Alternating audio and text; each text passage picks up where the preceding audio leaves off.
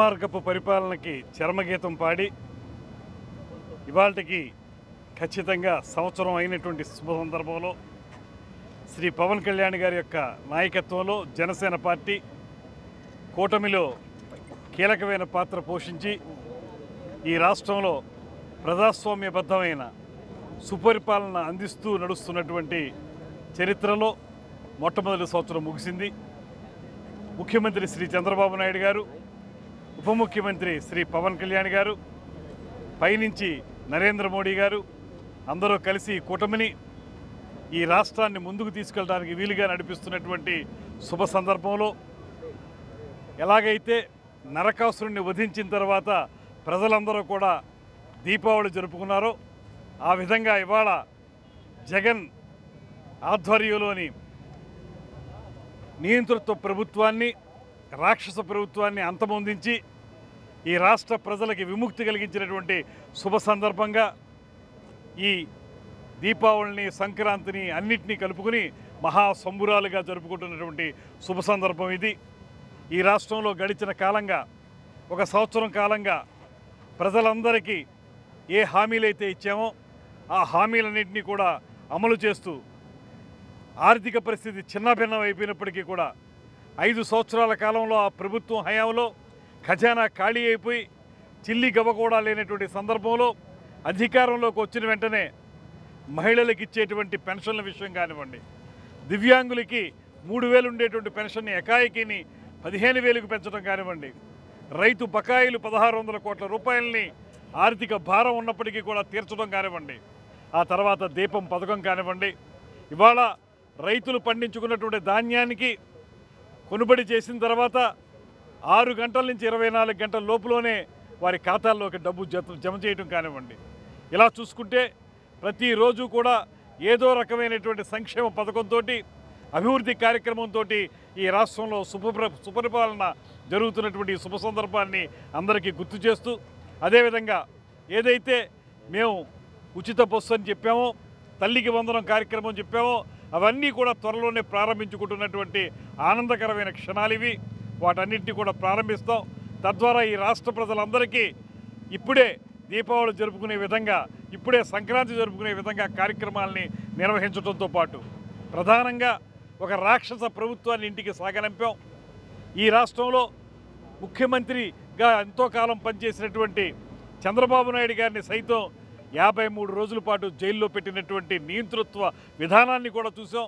అటువంటి నియంతృత్వ ప్రభుత్వానికి చరమగీతం పాడడానికి మా నాయకుడు శ్రీ పవన్ కళ్యాణ్ గారు చూపించిన చొరవ కానీ, ఆయన ఈ కూటమి ఏర్పడడానికి చేసినటువంటి కృషి కానీ, ఇవన్నిటినీ దృష్టిలో పెట్టుకుని ఇవాళ జనసేన పార్టీ శ్రేణులందరం కూటమిలో ఉన్నటువంటి ఇతర పార్టీలతో కలిసి ప్రతి చోట రాష్ట్రంలో ప్రతి గ్రామంలో ప్రతి పట్టణంలో కూడా పూర్తి స్థాయిలో ఈ సంబరాలను జరుపుకుంటూ ఉన్నాం.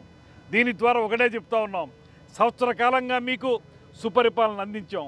రాబోయే 4 సంవత్సరాలు కూడా మీరు ఇచ్చిన మ్యాండేట్ ప్రకారం ఈ రాష్ట్రాన్ని సంక్షేమం ఒక పక్కన, అభివృద్ధి మరో పక్కన రెండింటినీ సమపాలలో రంగరించి ముందుకు తీసుకెళ్ళటానికి ఈ రాష్ట్రంలో పేదవారి కంట కన్నీరుని తుడిచి వారి మొహాల్లో ఆనందం తీసుకురావడానికి నిరంతర నిర్విరామ కృషి చేస్తామని చెప్పి మా నాయకుడు చెప్పినటువంటి మాటల్ని ఆచరణలో పెట్టడానికే మేమందరం కూడా ముందుకు వచ్చామనేటువంటి మాటని మరొక్కసారి తెలియజేసుకుంటూ, సుపరిపాలనకి సంవత్సరం పూర్తయినటువంటి సందర్భంలో, దుష్ట పరిపాలనని అంతమొందించి సంవత్సరమైనటువంటి ఈ సందర్భంలో మేమందరం కూడా ఈ ఆనందోత్సాహాలతోటి ఈ కార్యక్రమాన్ని నిర్వహించుకుంటున్నాం. రాబోయే రోజుల్లో కూడా ఇదే ఆనందాన్ని ప్రజలందరికీ కూడా పంచుతాం అనేటువంటి మాటను తెలియజేస్తూ జై జనసేన, జై కూటమి.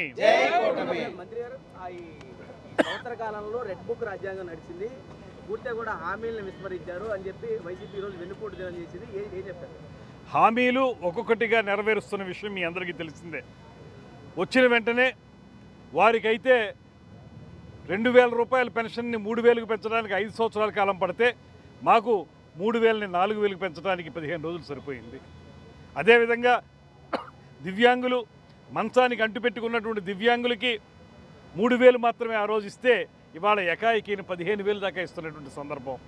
ఇవాళ రైతుల్ని మీరు అడగండి, వారు చెప్తున్నారు మేము అమ్మిన ధాన్యానికి మాకు 6 గంటల నుంచి 24 గంటల లోపులోనే మా డబ్బులు మా ఖాతాల్లోకి జమ అవుతున్నాయనేటువంటి ఆనందాన్ని వారందరూ వ్యక్తపరుస్తున్నారు. అదేవిధంగా దీపం 2 పథకం ద్వారా ఉచిత గ్యాస్ సిలిండర్లు ఇచ్చే కార్యక్రమాన్ని ప్రారంభించాం. క్యాబినెట్లో నిర్ణయించాం, త్వరలోనే తల్లికి వందనం కార్యక్రమం ద్వారా ఇంట్లో పిల్లలు ఎంతమంది చదువుకుంటే వారందరికీ కూడా బెనిఫిట్ ఇచ్చేటువంటి కార్యక్రమం, ఉచిత బస్సు కార్యక్రమాన్ని ఇవన్నీ వరుసగా నెరవేర్చుకుంటూ వస్తున్నాం.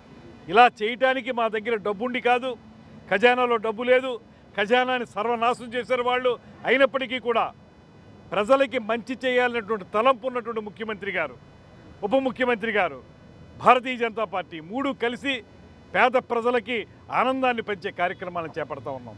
అదేవిధంగా మీరే గమనించండి, ఆ రోజున ఉన్నటువంటి మంత్రులందరూ కూడా అప్పటికి ప్రతిపక్షంలో ఉన్న మమ్మల్ని అందరినీ కూడా నోటికొచ్చినట్టు మాట్లాడినటువంటి సందర్భాలను మీరు చూశారు.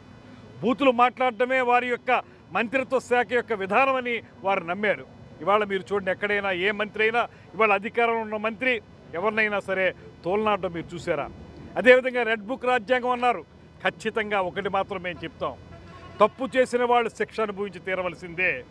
ఏదైతే రెడ్ బుక్లో రాశారో లోకేష్ గారు, దాని ప్రకారం తప్పు చేసిన వాళ్ళు చట్ట ప్రకారంగా వారు శిక్ష అనుభవిస్తారు. అంతేగాని కక్ష సాధింపు మాత్రం ఈ ప్రభుత్వం చేతుల్లో లేదు. కక్ష సాధింపు చేయాలనే ఆలోచన కూడా ఈ ప్రభుత్వానికి లేదు. అందుకే మీరు చూస్తే ఆ రోజున వారు చేసిన దుర్మార్గాలు ఎలా ఉన్నాయి, ఇవాళ మేము చట్ట ప్రకారం వెళుతున్న విధానం ఎలా ఉందనేటువంటిది మీకు స్పష్టంగా తెలుస్తుంది. రౌడీ షీటర్లను వెనకేసుకొచ్చి లేకపోతే రౌడీ మూకలకి సపోర్ట్ ఇచ్చి వాళ్ళ మీద పోలీసులు చేసినటువంటి కార్యక్రమాలని, చట్ట ప్రకారం చేసిన కార్యక్రమాల్ని అదేదో ప్రజాస్వామ్యానికి విఘాతం కలిగించిన విధంగా వాళ్ళు మాట్లాడుతున్నటువంటి విధానం ఏదైతే ఉన్నదో, గంజాయి బ్యాచ్ ఏదైతే వారు సపోర్ట్ చేస్తూ ఉన్నారో అటువంటి విధానాలను మాత్రం ఎటువంటి పరిస్థితుల్లోనూ కూడా ఈ కూటమి ప్రభుత్వం సహించదు. 100% అలాంటి తప్పులు చేసే వాళ్ళకి మాత్రం చట్ట ప్రకారం శిక్షకి అనుభవించే విధంగా చేసి తీరతో, అందులో వెనక్కి తిరిగే ప్రసక్తే లేదు. అంత మాత్రం చేత వాళ్ళలాగా కక్ష సాధింపు కార్యక్రమాలు చేపట్టేటువంటి విధానం కూడా మా దగ్గర లేదనేటువంటి మాటని ఈ సందర్భంగా స్పష్టంగా తెలియజేస్తాం.